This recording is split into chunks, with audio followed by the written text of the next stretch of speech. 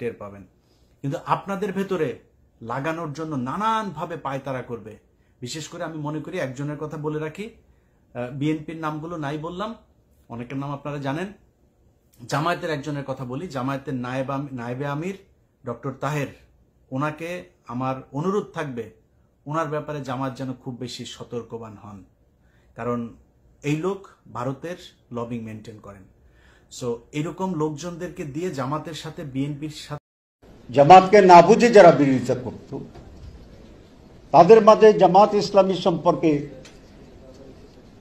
একটি পজিটিভ ধারণা সমাজে তৈরি হয়েছে।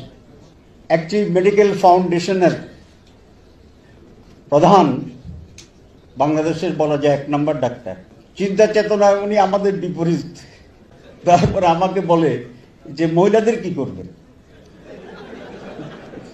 তা বলে মহিলাদের নিয়ে কি করবো, কিছু করবো, যে বোরকা পরবে পরবে, যে পরবে না পরবে না, যে মুখ ডাকবে ডাকবে, যে ডাকবে না ডাকবে না।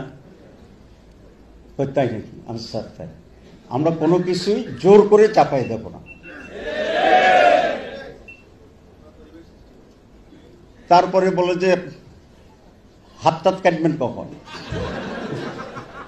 আমি বললাম যে স্যার, আমরা এখন ওয়েলফেয়ার স্টেট করব।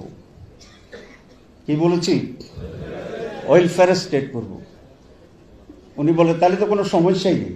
বাংলাদেশের যে বিদ্যমান সংবিধান আছে, এই সংবিধানের আলোকে রাষ্ট্র পরিচালনা করবে, এখানে বিভ্রান্তির কোনো অবকাশ নেই। সংবিধানের বর্তমান কাঠামোতে যেখানে কিছু কিছু বিষয়ে আরও সংশোধন হওয়া দরকার, সেই সংশোধিত কয়েকটা পয়েন্ট শুধুমাত্র সংশোধন করা হবে। জুডিশিয়ারিতে কিছু সিস্টেম চেঞ্জ করতে হবে, ইলেকশনে কিছু সিস্টেম চেঞ্জ করতে হবে, মানবাধিকারের যে বক্তব্য আছে, দিস ইজ সাফিসিয়েন্ট। সুতরাং এটা একটা দিক। আরেকটা হলো যে according to the instruction of the Quran, আইন প্রণয়ন করার ক্ষেত্রে মানুষের অধিকারকে লক্ষ্য রেখে আইনটা প্রণয়ন করা হয়। এটা হলো জামাতের বক্তব্য। সুতরাং এটা একটা ভীতিকর পরিবেশটি তৈরি হয়ে যায়, যেখানে খেলাফত কায়েম হবে। খেলাফত, হোয়াট ইজ খেলাফত? খেলাফত মিনস জনগণের নির্বাচিত প্রতিনিধির মাধ্যমে রাষ্ট্র পরিচালনা করা। গণতন্ত্র থাকবে, সেটা কিভাবে, মানে আপনাদের ইচ্ছাটা কি? গণতন্ত্র থাকবে government by the people, for the people, of the people. এইভাবে গণতন্ত্র থাকবে। গণতন্ত্র সবাই কথা বলবেন, সবাই রাজনীতি করবেন, মত প্রকাশ করবেন, শুধুমাত্র কেউ ক্রাইম করতে পারবেন না।